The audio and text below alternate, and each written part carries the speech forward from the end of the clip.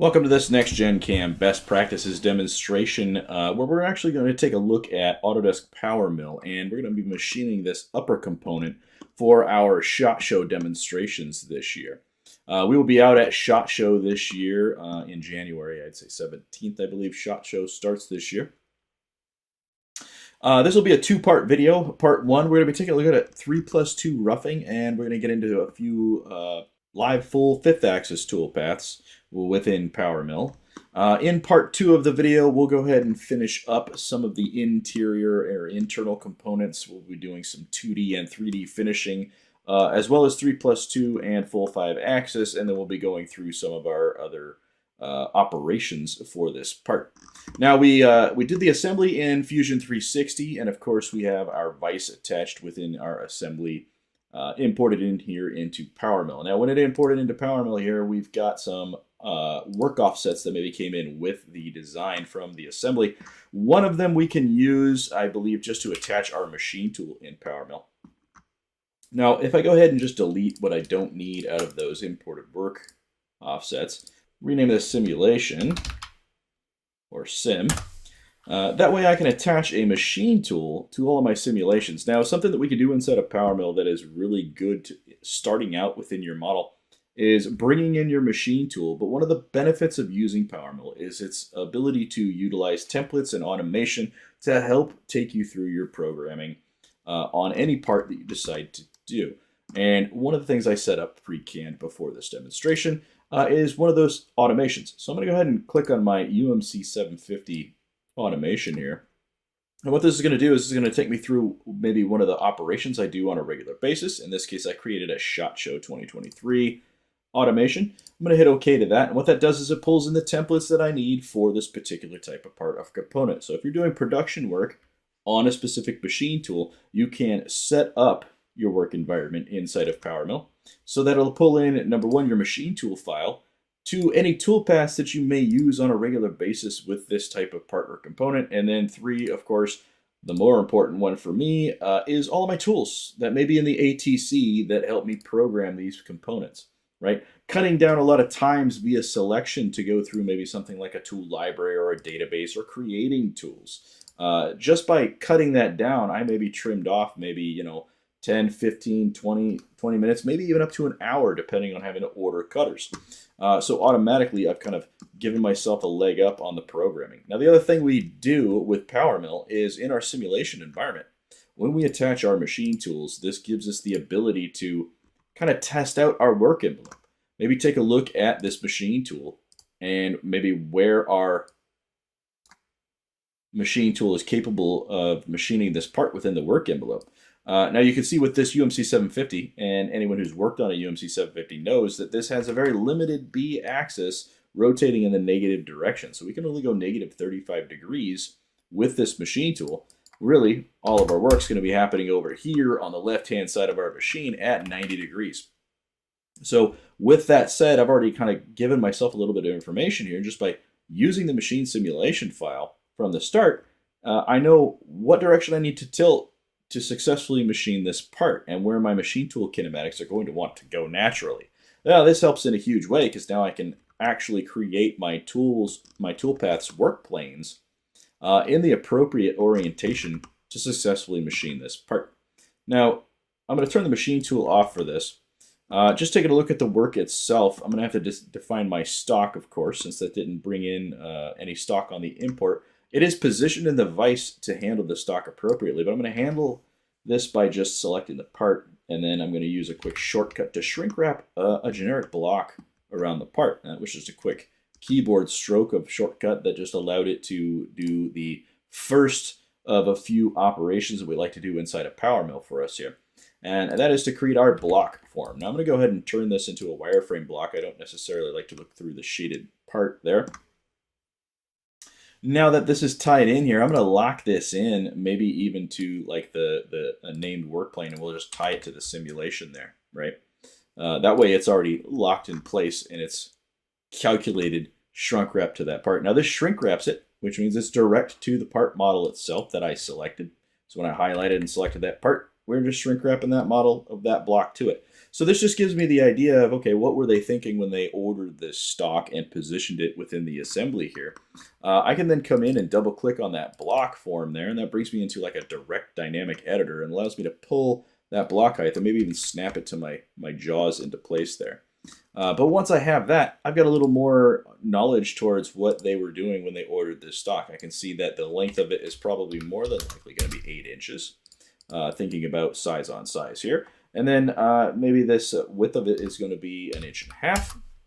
And you can see that this is kind of center out, creating that block for my stock representation.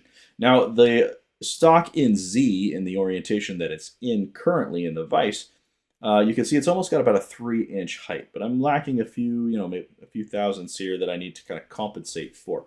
What I'm going to do is take that minimum height and lock that in, and then I'm just going to make this the 3 inches that I think they're going to order that. And what that's going to do is that's going to give me that top height that I'm looking at. If I snap to my view, it gives me that about 30 thousandths above that stock that I need there to position that into place.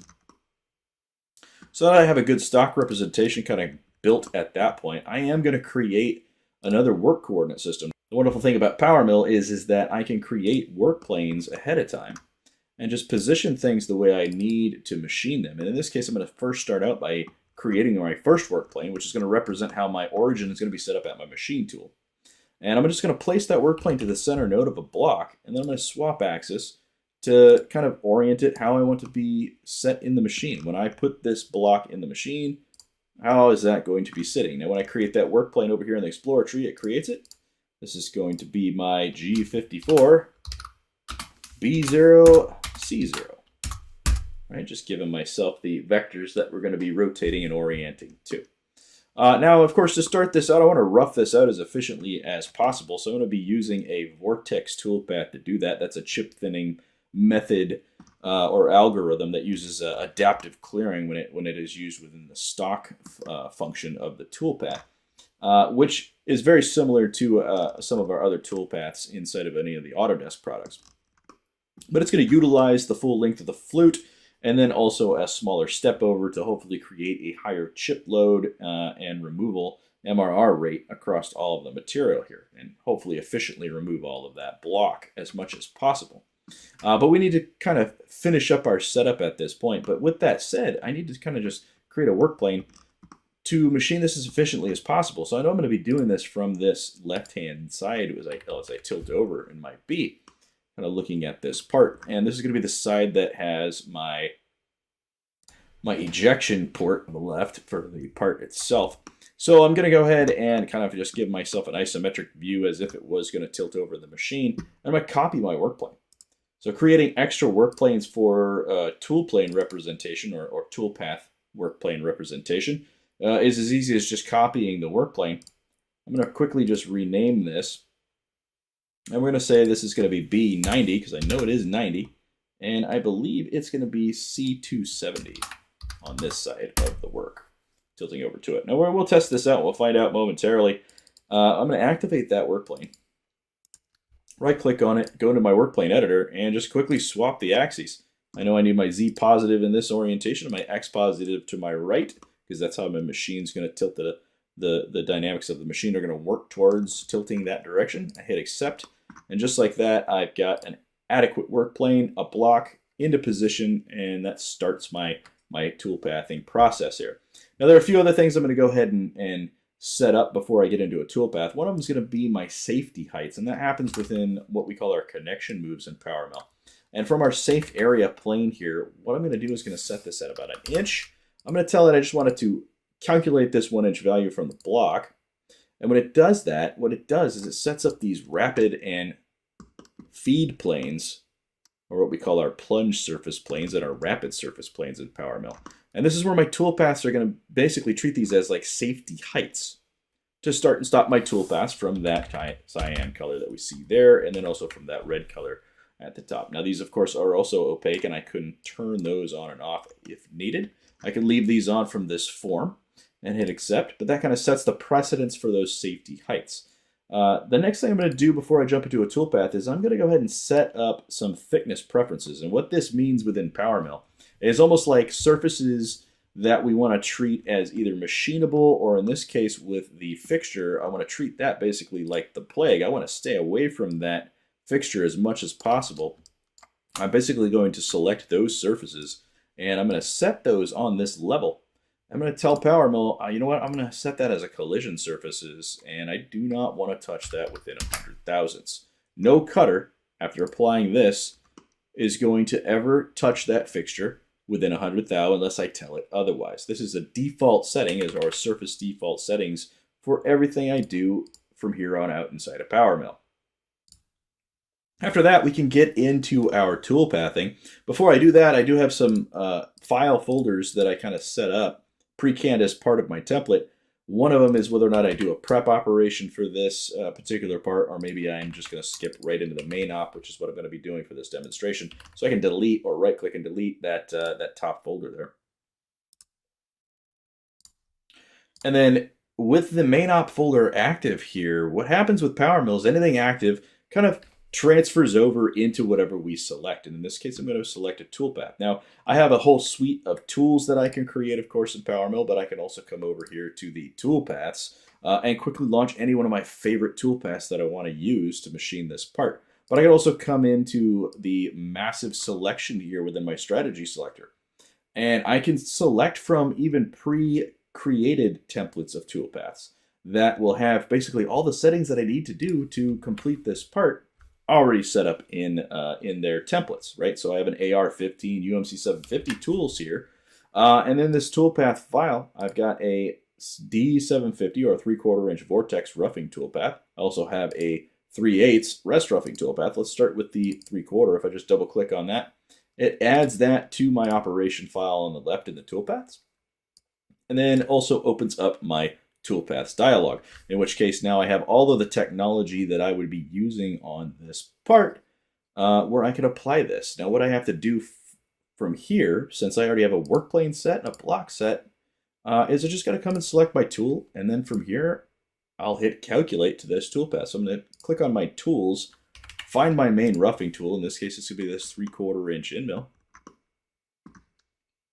And from here, I'm just going to go ahead and calculate this toolpath. PowerMill is going to quickly go through the calculation from this vector, or at least this face using this work plane.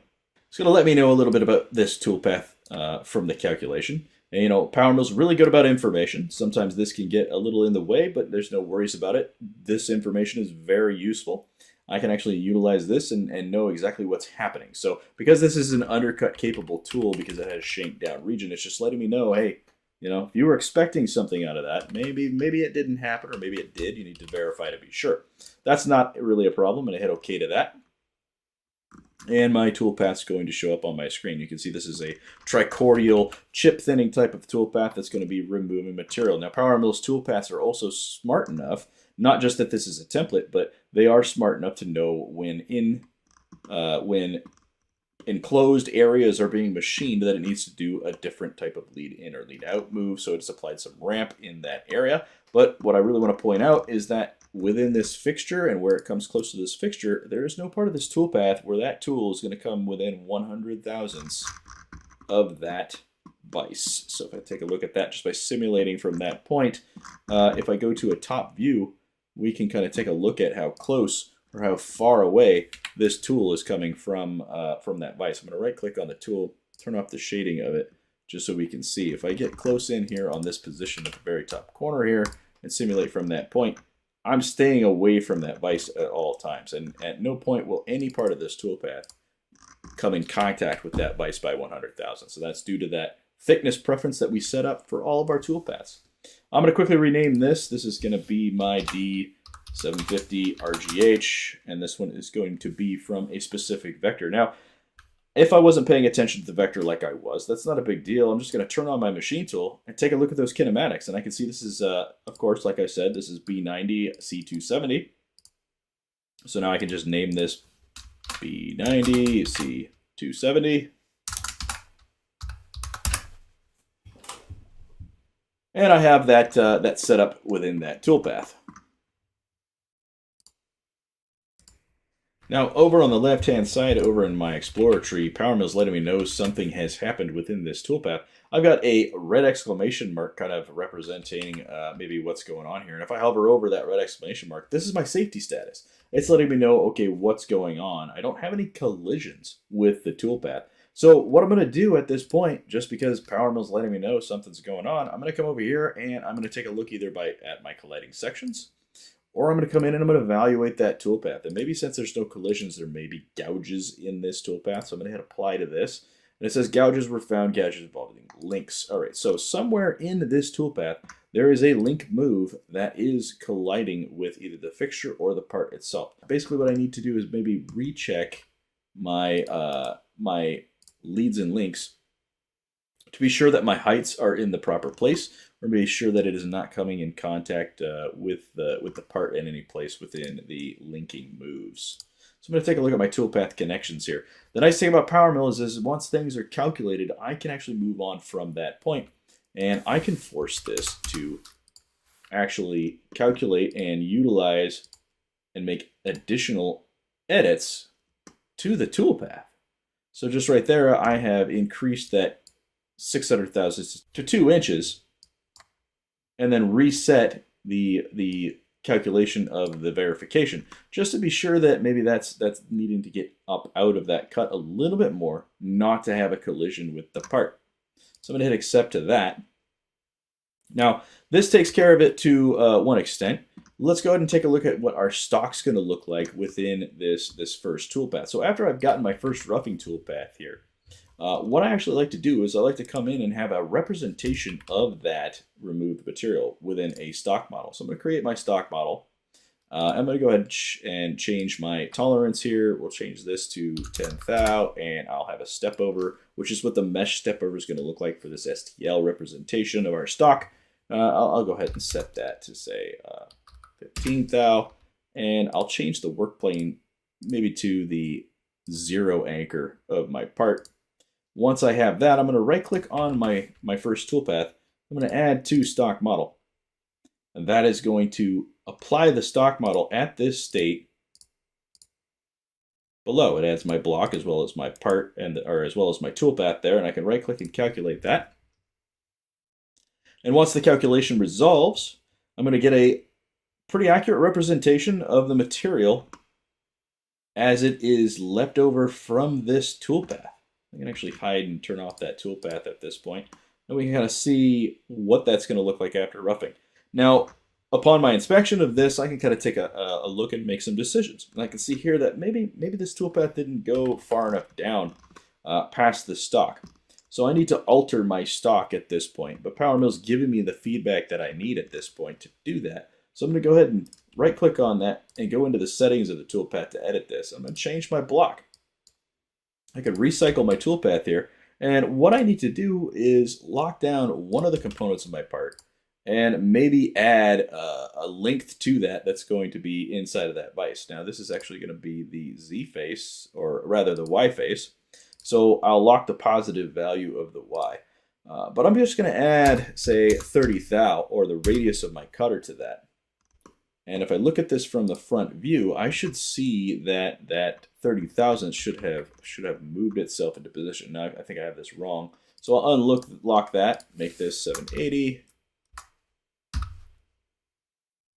make this 750, and we'll correct that so that it has the 30 thousandths below that. With that, I can hit calculate, and this will adjust itself down, but it'll also update that stock representation in that stock model. Now that that's calculated, we can take a look at it. You can see this time around, after we've made the adjustment to the lead in, lead out, we have a clean and clear toolpath. But furthermore, once I recalculate that stock model,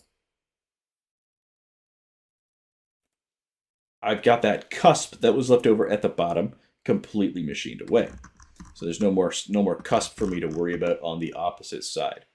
So now what to do is for me to go through and then machine that other side. Well, with PowerMill, I already have all the settings and everything are pretty well set up at this point. All I need to do is duplicate this. So I have this clone button on the right here, which basically takes and makes a complete copy of this with the settings open of that previous toolpath. So now I can say this is going to be the B90C90. roughing toolpath. And with that renamed there in the tree, you can also see that it renamed it in the toolpath dialog as well. So now all I need to do is create a work plane that represents that location and then tell PowerMill that the material is already removed via the rest machining technology. So let's first orient a new work plane here. Let's go to the work plane tree for this because I can just right click and copy that work plane. Once I have a copy of it, we'll rename it B90C90. And then we'll come in and click the pencil icon to get into our editor for our work plane. And I can simply either reswap the axis like I did before, but I can also use some of the more traditional methods here. Like I could twist this around X and force it to go 180 degrees from there. And then accept that change. And now I am on the other side of my work. Just like that, I can then tell PowerMill, you know what? There is a previous toolpath here by ticking on the rest machining option. In my rest machining options, I can choose that stock model state from the previous calculation so that it's aware of the material that exists on the screen. That pink blob that we see isn't just a pretty picture. It's going to actually represent what we want to remove now from our model moving forward. So if I go into my detect material thicker than here, I can say, okay, I left 25 thousandths on there. I'm going to help you out by giving an extra 50 thou in the expand area by. And once you see that stock model and find that area, please apply the same toolpath values, all the settings that we had previously, including staying away from our fixture, the extra 100 thousandths. With that calculated, we can then add this toolpath to our stock model. And this is kind of the process when we get through our roughing all the way through 3+2. So once I add this particular toolpath to that stock model, I can recalculate it and kind of take a look at it. Now, we have another way of viewing this as well. I can do a simulation view to this, but you can kind of see how that's not necessary with PowerMill. I'll go into the simulation view just so you can see what that looks like. I'll activate the previous toolpath.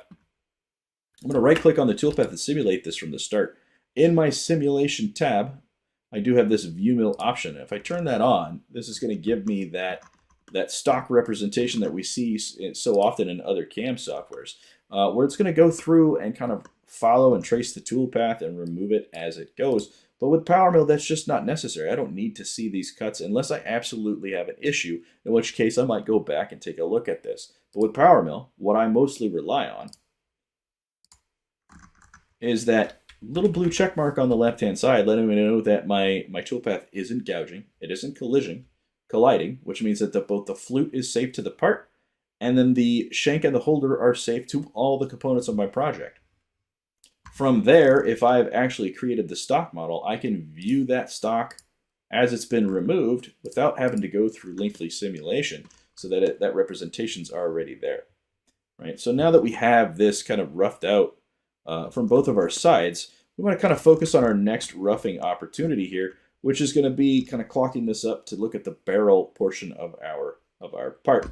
So what I'm going to do is I'm just going to, again, copy my work plane. I don't need to move it. It's in the same spot.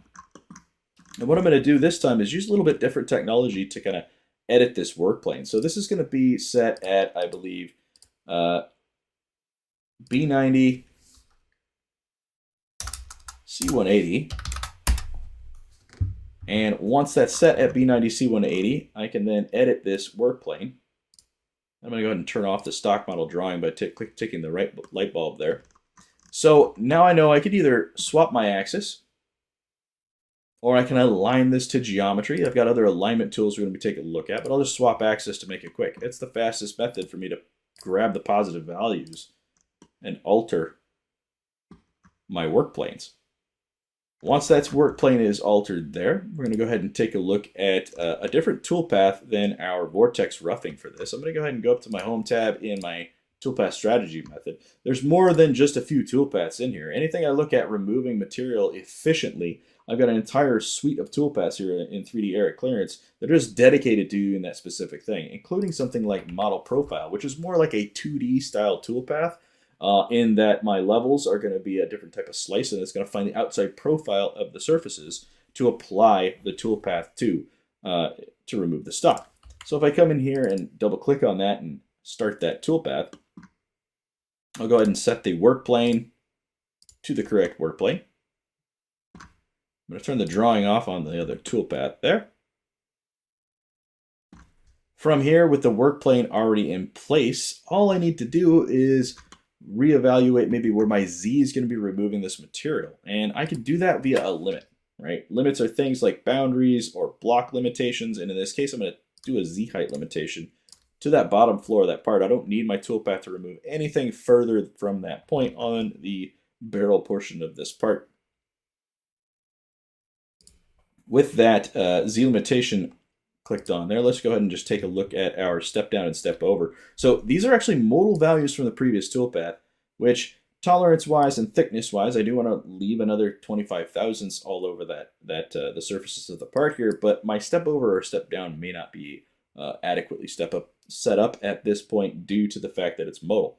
So I'm going to go ahead and change this to work for my part the way I'm going to be machining it. I'll do a 200 thou step down, and I'll look at my cut distances here to turn on, maybe give it a number of step overs at maybe 400,000 step over here, a little over half my cutter diameter, and we'll say we'll max out at about 10 step overs for this. There's not enough material to remove in the block at that point, right? Now, if I hit calculate, I can just calculate that particular toolpath. It's going to make some adjustments to the heights, but if it didn't make an adjustment to my retraction plane, again, PowerMill gives me that red exclamation mark, lets me know, hey, you have forgotten to do something in this instance there.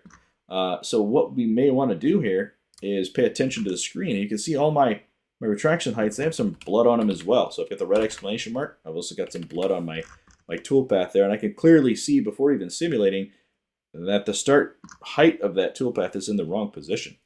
Well, PowerMill, again, can just quickly come in and change this on the fly. Just come up to my connection moves. Maybe I just need to recalculate an appropriate safe area for this particular toolpath.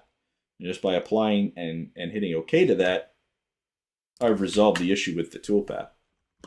Now, I didn't go into rest machining on that, so you can see that it is doing some air cut moves on that, but that is a simple remedy. We can just come into the settings on this again, recycle the toolpath. All the technology of our toolpaths have the ability to apply some sort of material removal based on that stock model. You can just turn on the rest machining. Again, reference the stock model on the previous toolpaths, give it the appropriate values, and then recalculate the toolpath to truncate down those cutting moves so that they no longer do any air cutting or waste a bunch of time machining stuff or material that isn't there. So that trimmed that down. I'd also reset the height, and you can see my blue check mark again. Everything should be copacetic with the toolpath. So I'm going to go ahead and rename this toolpath D750, and this is going to be RGH at B90, of course, since that's the way we're going to tilt with the machine. C180. Now, to check my work here, I'm going to turn that machine tool on, and I'm going to simulate this just from a specific point. When I simulate from that point, the machine tool is going to attach itself, and we can kind of see here from the holder at the machine and the flute that will go through and go into a simulation where the machine tool is going to be moving around, of course, and then I'll go into my toolpath just to see, okay, hey, is that at C180? Am I naming things correctly? I am. And I am completely safe at that point. I'm going to go ahead and use my shortcut at the top of my screen to change my tool here, or rather right-click on it. I need to actually turn it back on as the shaded part of the settings here. But I can change the opacity of that as I need on the fly. That way it's a little more shaded representation of that tool. But you can see that that is going to be, coming in, removing that material around the part from that point. I, of course, am wanting to right-click and add that to my stock model, and then maybe take a look at it from that point. Once I've calculated it, turn it on, and you can see that this is what my part's going to look like before or after the calculation or use of that toolpath. Now, from this point, I can make a decision on how I want to continue approaching this work, removing this material. At this point, it's probably best that I drill out that the barrel portion of the part while I've still got a lot of meat here holding rigidity. Since I'm using such a large drill to come in here and just drill straight through that to hold concentricity correctly. Now, over to my Explorer tree in my folders that came in with my template objects file, I can kind of see here that I have some barrel toolpaths that are pre-canned within that template object that imported. set for the barrel tool. So I could take all the drilling and reaming and the pre-drill portion of this, and I could just drag and drop that into position in the new folder, and then just activate the toolpaths, go into the settings to apply them one by one. And in this case, all I need to do is switch to my work plane, C180, and maybe at this point I need to either to reset my connection moves. But what I'm going to do that, I'm going to open the connection moves here. I know that my previous toolpath is safe. So what I can do is open the connection moves for my toolpath, right click on the previous toolpath. I can load the separate settings. They're already there. PowerMill knows about them. I can apply them to the toolpath. And now from here, all I need to do is go to my toolpaths and calculate that toolpath. After the connection moves are recalculated, we still need to create a feature set to represent the hole. So how PowerMill handles holes is a little bit different than some of the CAM softwares. We actually are going to create our own version of the hole by basically extracting the surfaces to represent the holes themselves. So let's take a look at our barrel cylinder here. And I'm going to shift select both of my surfaces to the barrel there. And I'm going to go into my create form here to create that hole feature itself. Now, based off the active work plane that I have, this is going to scan the model, and then when I hit apply, it's going to create this feature representing the hole. It gives PowerMill all the information that it needs via the diameter, the length of the hole, all of that built into the feature set itself. So if I take a look at the edit holes on this, I've got information about the diameter, the depth of that hole, all the way through the part, even right down to the position if I needed to maybe make some micro adjustments to it to meet print specifications. I can then alter this without having to alter any of the CAD data or geometry. This is all just built into this thing called the feature set. Now I'm going to go to properties and edit the color on this just so I can see this feature a little bit better without it being selected. I can just change that feature set, and you can see that it's kind of got now a wireframe representation. I'll turn off all the stuff that's in the way here, the machine tool in the background. Now I can see that that pink colored wireframe representation. That's going to be my my whole feature set. So with that on the screen, and with this toolpath already pre-canned and ready to go, the heights have been adjusted and set. I can just hit calculate, and I'm going to get a simple drill toolpath. Now, this drill toolpath has a finite length to the drilling, so I'm going to check out and see where the toolpath was set to drill to. Now, I've got the wrong tool set to this, so I did forget to go back and select the right tool. I'll select the flat end mill for this, little 1/2 inch flat. And then maybe I'll adjust this so that it only goes, 1 times the diameter of the tool. I'll just do a user-defined depth here. And what I can do is I can basically come in here and edit this expression in the API and say, use the tool diameter. As I type it in there, it'll show up. It'll use it. There's my 1/2 inch. Let's go ahead and change the type of cycle this is. If I use the drop down here, all these cycles come from the same place, and I can basically tell it now it's a milling cycle. And I can tell it, let's go ahead and leave on, maybe 10 thou on there, just so that it has 10 thou meat on that cycle itself. So this is only going to machine a helix of a half inch just to get in and start that toolpath. Now let me recycle that once again because I got my pitch incorrect. Give it 25 thou. And now I have a nice helix toolpath kind of starting at the top of that feature and just machining a 1/2 inch pilot to the drilling there. With that, I'll close this helix operation down just for the pre-drill. Let's take a look at the next drilling operation. This starts our hole. I am going to drill it just a little bit deeper before I get into my extremely long drill. And I'm just going to right-click on it to go into the settings of the toolpath. Again, this is a template that was pre-existing there. So I'm going to set this via, it's got the same hole, but let's go ahead and make sure that we have the same features selected here, which it does. With the activation of the toolpath, activated this 1 times diameter drill. I just want to check my settings to be sure that it is using, in fact, 1 times the diameter and it's doing the right cycle. So if I hit calculate this should calculate the toolpath. And I've got a perfectly drilled toolpath right from the start with that template.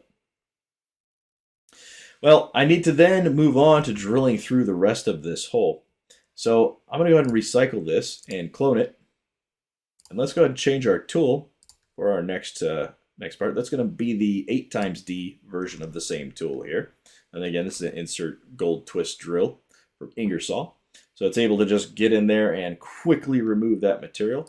But I am going to change the pecking and the order of this up just a little bit. So this is going to start a little bit deeper from the top of the hole. Right, so I can actually adjust my start point, and I can say, you know what, this is going to be minus 2 inches here to start. And we're going to define that from the top of the hole. I'm going to change this to a deep drill, so I want this to peck quite a ways and then retract out. It's very capable of just going through the whole thing, but on the machine, as well as with the RPMs on the spindle, I kind of want to break that chip after a certain depth. In which case, I'd say 3 times the diameter should be just fine. I'm going to make that 3 inches in that depth there. Or rather, for that peck, sorry. And then for the depth, what I'm going to tell it is, I'm going to tell it to use a separate operation here. The operation is the termination of the hole. So I'm going to tell it, use the full diameter of the drill to the feature set. And then let's go ahead and give this an extra 30 thou past that point. And just by telling it, because it already knows where the feature is based on that wireframe, it knows where the tangent contact point is at the tip of the tool, really, on the cylinder for cylinder, so I could calculate that. And if I simulate that from the tip, it's going to show me the very end result of that hole. You can kind of see here it's going past just enough to break through and even break through the stock at that point.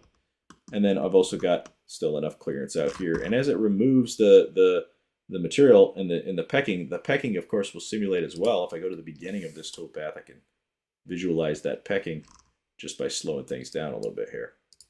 Now if I didn't want to simulate the peck, I don't want to watch the feed rate as it started out 2 inches down. It's feeding down right now, and it's going to make its next peck after about 3 inches. And go through and peck. If I didn't want to actually take the time to visualize that, PowerMill is great about giving us tools and utilities for that. If I just take a look at the cutting portion of the toolpath there itself, if I come up to my toolpath options, I've got other drawing options in here, including the points that are going to show me the peck transitions there. You can see some red points here on the model indicating where those peck transitions are happening for each point on that toolpath. So I'm going to go ahead and close that down. Last thing I'm going to be able to do with this is maybe ream this hole out on this side. So let's activate that toolpath there for the reaming. Go into the settings of that. This is already really set. Full diameter past 50 for that, for the tip of the reamer. So I'm just going to go ahead and just calculate it. Just like that. I've got the full ream of that hole. So if I wanted to maintain the rigidity at this point, bore that out into position. I know the material's not going to flex at this point.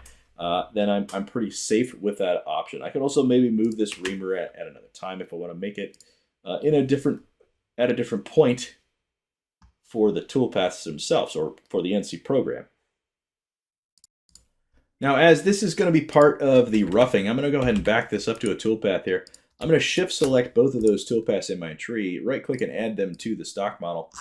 I'll go ahead and maybe take a look at where this stock is from this point, so we can see the hole removed from this this part as it's represented so far in our processes. And we can kind of take a look at that just to see, where is there some more material, of course, that I might need to remove. And of course, on my slot on the side for my ejector port. And then, of course, I've got to get a little bit closer, I would say, around the other sides of this part. Now, in order to do that, I am going to have to come back and do some more rest machining on this part. So I'm first going to kind of judge, well, what do I want to do? Well, I may need to maybe change cutters. So I'm going to activate the next cutter.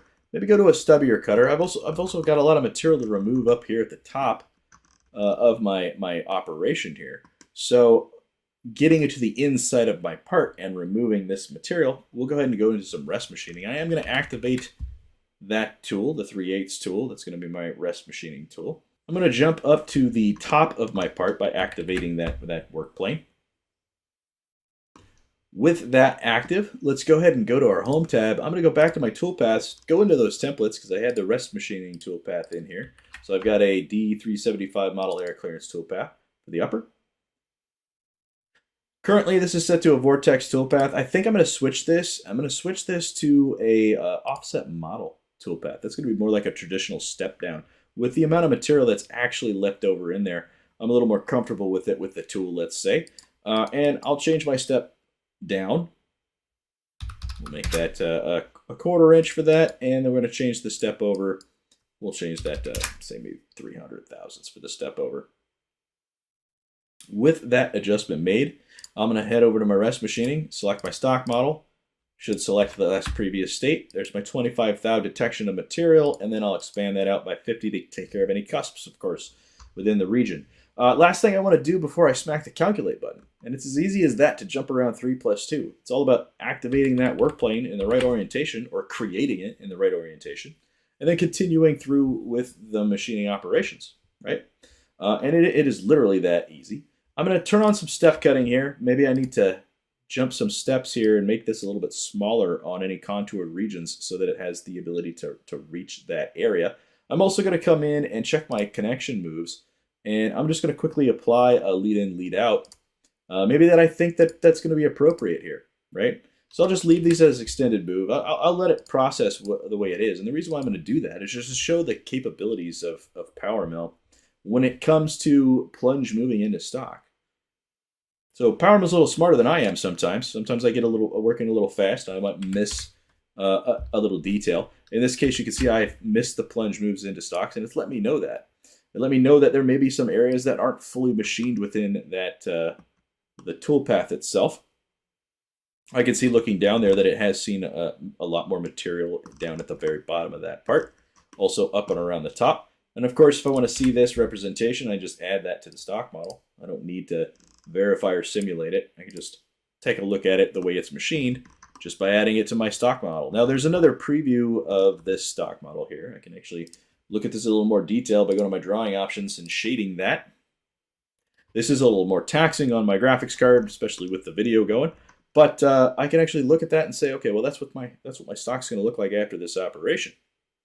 Right? It's gone through, it's found the rest machining, it's moved up at 60 thou in areas where it thought it needed to remove a little more material for me. But that is pretty much going to be a more accurate representation of how this tool can reach that area to remove just that top portion of it. So from here, let's go ahead and rename this D375. And this is going to be rest. This is going to be B0C0. Now in order to rest machine the sides of this part, I'm just going to clone this toolpath.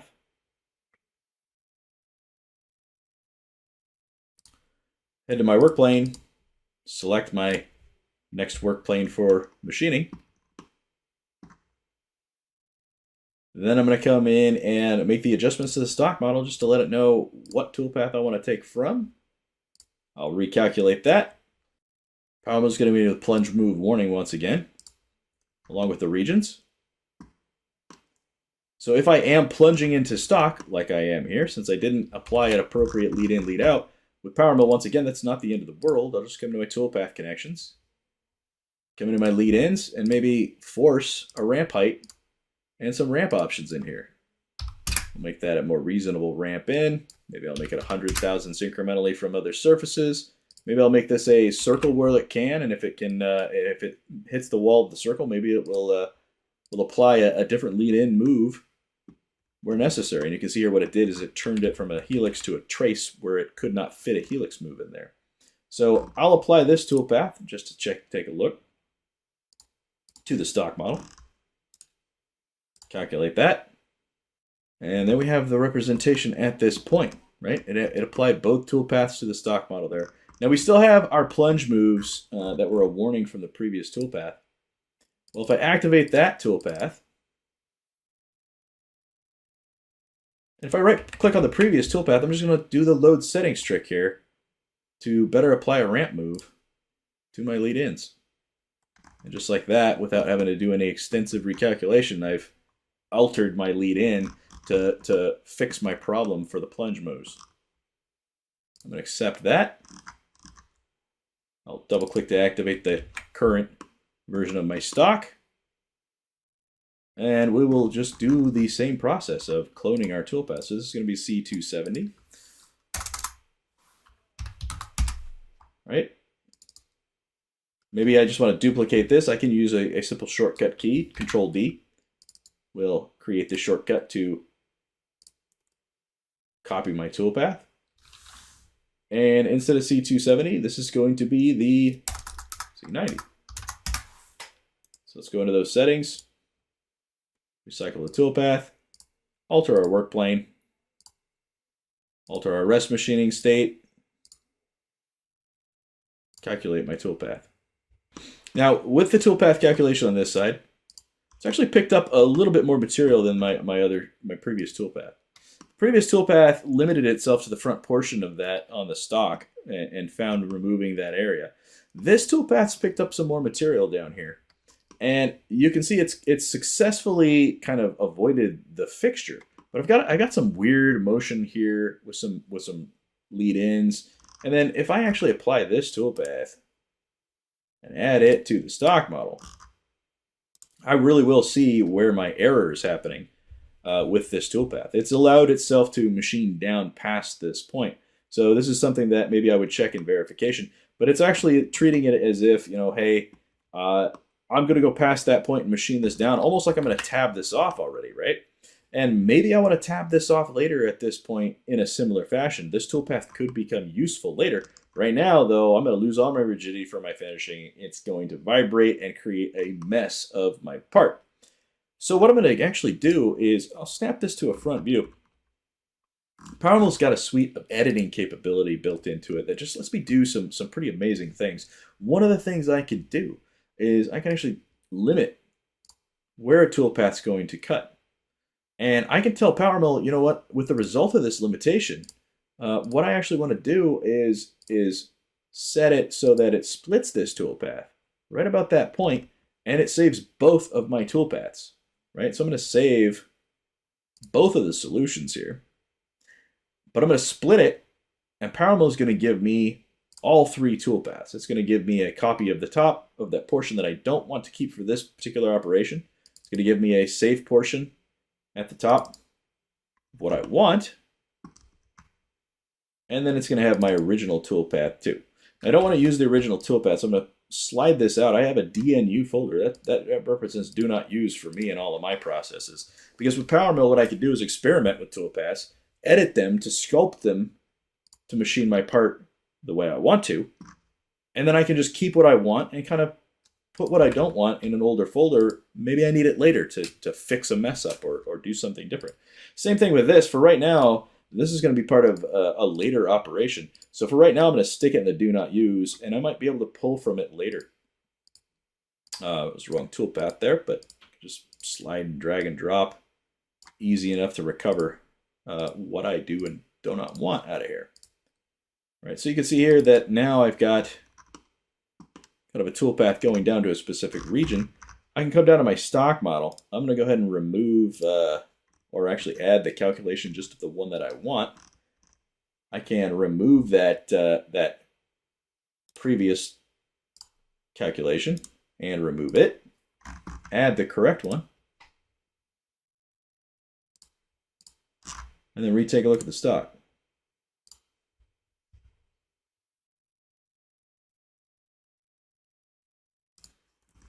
Just like that, I've no longer got the issue where it's going to machine down too far so that I'm not parting off. Now later, I could just use that next toolpath to machine this down even closer to get closer to my tab off portion after I finish this part a little bit more. But that's mostly rest machining both sides at that point.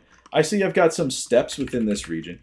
I'm going to go ahead and semi-finish this a little bit closer because there's a lot of material still on here. If I right-click and go back to my drawing options here, go back to wireframe, I can see my part through this. If I go to a front view, and I've got all this material down here to remove. There's pretty much a good amount of buildup across my part within specific areas that I may want to get closer to, right? So what I'll do is I'll just use a different toolpath at this point. We're going to show a little bit about our full 5-axis technology in this video. And then that will end this first rest roughing sort of portion of our project. We'll be picking up with the next operations at our best practice at the end of the week. That's going to happen on January 13th, Friday the 13th, 2023. Just before we get to our ShotShow presentations out at the event next week. So, with that being said, let's take a look at a full 5-axis toolpath that's basically going to get us closer to our work here in some of these spots. And what I'm going to use is a toolpath called the Swarf toolpath. Swarf toolpath in a lot of CAM softwares is primarily for finishing and guiding itself along curves or along surfaces. PowerMill, I can use it for either anything I want to use it for, as long as it's maintaining a tangent cut from the cutter to this portion of the surfaces selected. So in my finishing strategies, we're at the bottom here, I've got Swarf finishing. And this works based off of the selection. And the nice thing about my Swarf toolpaths in PowerMill, I'll just up the tolerance on this. And maybe I want to get closer, maybe by 10th thou with it. But I'll just come and change my surface selection for this. And I'll quickly come in and paintbrush select my surfaces. You see a bunch of sliver surfaces around these chamfers.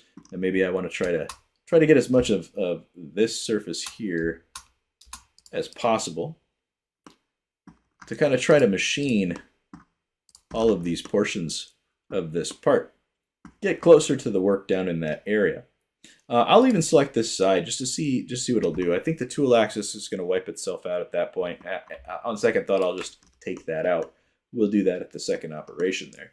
But from here, if I preview this before committing to the calculation, PowerMill is going to show me what this toolpath is going to try to do.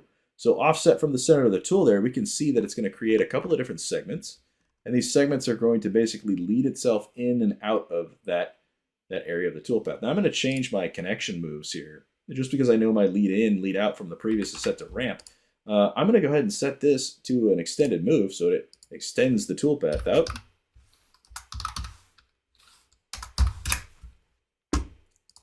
And then I'll do something more like a surface arc normal here. Maybe at 45 degrees, maybe at the same 187. I'll copy that over to the lead out, so I'll apply it and accept it. But if my preview looks good here for the Swarf, I'm going to fan it into planes because I don't want it to fan off and on. I just want it to directly come into the vector and cut in there. So I'll just calculate that and see what I get. What I'm going to get is a kind of profile traced toolpath, full 5th axis, within those regions. Now you'll see I've got some interesting moves here. I can simulate my connection moves here. I can actually start at the connection point. Now my machine tool is turned on, so it has updated as well to start from that point.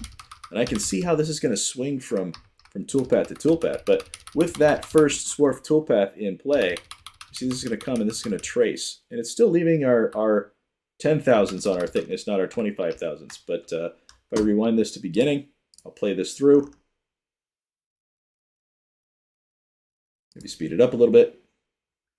I've got a full 5th axis trace part there just to get me a little closer to that work when I come in on my surface finishing in my next demonstration. So I will add that to my stock model as well, since it's part of my rest roughing routine here, just to see what that did to my stock. So now I have an area here where it's come a little bit closer with that Swarf. It's cut into the material just a little bit. Maybe it's cut a little too much. Might need to stay away just a little bit more, right? Same thing with down here. I can make that judgment call. Am I removing enough material within that region before I come into the Swarf? I can see that within that representation. So I can just come in and recycle this and tell it, you know what, I do need that 25,000. Recalculate my toolpath. So finishing and roughing, it's pretty much all the same. As far as my process operation goes, if I want to do the other side, I'm just going to clone this, come into my work plane, switch to the other side. I'll turn off the machine tool simulation since it's in the way. But from my B270, now all I need to do is just select the surfaces that I want to machine. In this case, it's going to be up the top there. I'll turn the cutter off since it's kind of in the way before calculation. I'll just grab those surfaces.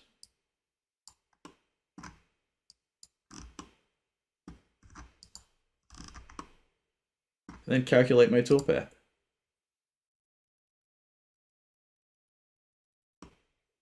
Now I do have the retraction plane. Seems a little funny. So again, PowerMill, it lets me know quite a bit, and I can get away with a lot with PowerMill, especially with these connection move alterations. If I come into my toolpath connections, I can come to a safe area here. Now, currently, it is drawn at that red and cyan colored kind of rapid surface. And then you can see what's going on here is that it's following up above the part just a little bit too much. I just need to reapply a new calculation to that. And maybe my moves and clearances distance is just too much. I need to maybe basically apply a closer value, retracting and moving out away from that part. You can kind of see that that's the now changed the height of those retract moves and the approach moves. Now by default, PowerMill is smart enough to know that it needs to keep the tool in line with the tool axis before engaging into the material, and that's part of the settings that we have here in our moves and clearances. The toolpath itself is going to guide itself to the surface tangent to the surface itself. That's what a swarf toolpath does. But maybe I have some lead in, lead out issues at the machine tool. Maybe the operator is getting a little scared as this approaches the work and plunges and starts at this point. And if I turn the machine tool back on and simulate this toolpath, I can kind of see that, right? Once I've attached that and turned the machine on, we can kind of orient our work into position for the simulation. I'll draw the tool here, and I'll just slowly play through that. Well, it's going to position itself over the work and then plunge straight down over that position. That might be a little bit intense for the operator.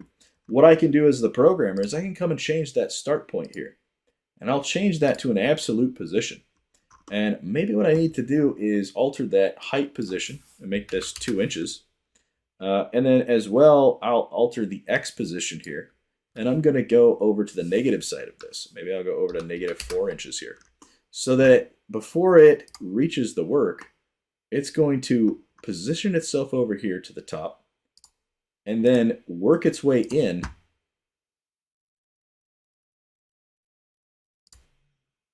before plunging down to that surface, right? So it starts above, outside of the part, and then enters into the cut. So I have complete control over that after the calculation.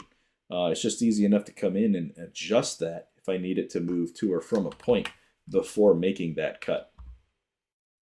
Let's rename these. This is going to be my swarf semi, and this is going to be at B90 C270. Actually, this is the 180, the 0 side, isn't that right? The 90 side, rather. And then this one's going to be my swarf SMI. This is going to be B90. This is going to be C270. There we go. So with that being said, that kind of stops where my my operation would be at an area where I can kind of start to finish my work a little bit more, get into more details. I do have some material I want to remove down into the deep portion of this cavity.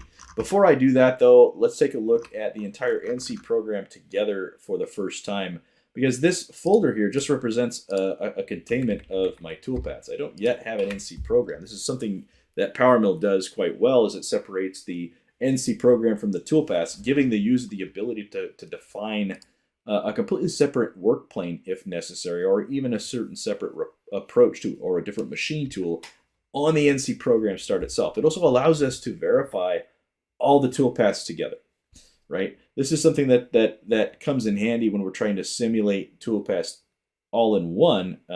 Individually, these toolpaths look pretty good. I have some toolpaths here that are in question. PowerMill doesn't know their safety status, and that's fine. We can go through that in the NC program. What I can do is right-click here on the main operation, copy as NC program. From here, you'll see the list of toolpaths inside of our NC program. I go into the settings on this. And then within the settings of the NC program, I can teach this what machine I'm using. Of course, that simulation location attachment point. And then I can alter the work plane at any point in time.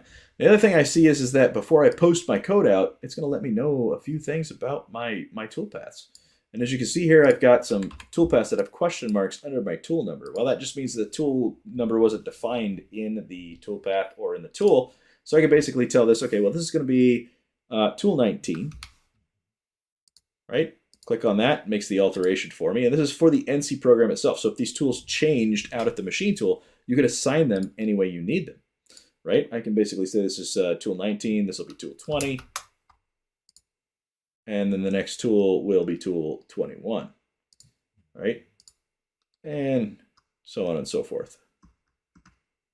And actually, this will be tool 18. And this will be 19.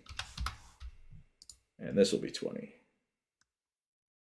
And 21.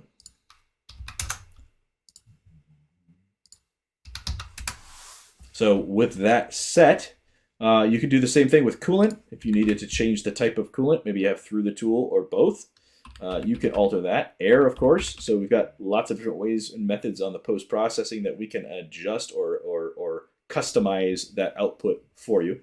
But once all this is set inside of the NC program, if I hit apply and accept to that before posting it out, I can draw all these options. And what I'm drawing here are all of the vectors and the connections within the toolpaths. Now, the post processor is going to handle retractions on vector orientation changes, right?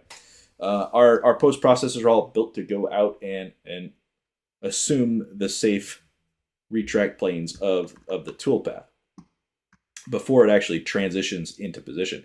But you'll notice here that the NC program itself has a safety status as a question mark. Well, that's because I can go into that NC program and actually adjust or verify these toolpaths. I'm going to untick connection moves for this particular operations because, again, that's going to be handled in the post processor. It's going to go home before it rotates, so I don't have to worry about those. But part for part, toolpath for toolpath, this will go through a complete verification and let me know if there's anything wrong with the NC program and all the toolpaths tied together. It's gone through it. It's found 3 issues here. All right, 2 of them I know about because I told it not to do these specific things. I'll go ahead and hide those from the verification just by basically forcing the issue there. Now on an exclamation where it's found an issue, I have no choice but to kind of identify that and deal with it at this point. You can see I have a red exclamation mark here in my NC program. Everything else is green across the board, completely safe to the machine tool as well as the collision and gouge check. Right? So that's a green check mark versus a blue check mark. Some users kind of question why it's a blue check mark, not a green check mark on our toolpath. That's because green is definitely set aside just for the machine simulation and NC program verification. Completely 100% separate from our toolpath collision and gouge checking. So from here, I have that reamer there. And what I can do is I can double click on this issue in this verification dialog. And PowerMill is just going to go to it for me right at that point. I'm going to hide all the toolpaths from there, but see, it's activated the toolpath. It's at the issue itself, but it tells me everything I need to know right here. So it has a collision with the shank at a specific depth. Well, the problem is that this shank's definition is size on size, and it's coming in and it's either hitting the stock model or the part itself. Well, I can't bypass this, so I do have to address the issue in the toolpath itself. What I would do in this instance is probably make a copy of this tool itself. And then in the copy of that tool, I'll actually adjust the shank. Right? So it's kind of let me know information. So now as the programmer, I can make the decision what I want to do with it. So I'm going to add a shank component here, and I'm just going to change this diameter and make it small enough to clear it. Because it's a reamer, I do know that it has that shank component to it, right? So I'll just delete the old shank component out there. And I should have a nice step in my tool. With that tool active, I can right-click on the old toolpath, just do a quick edit, and replace it.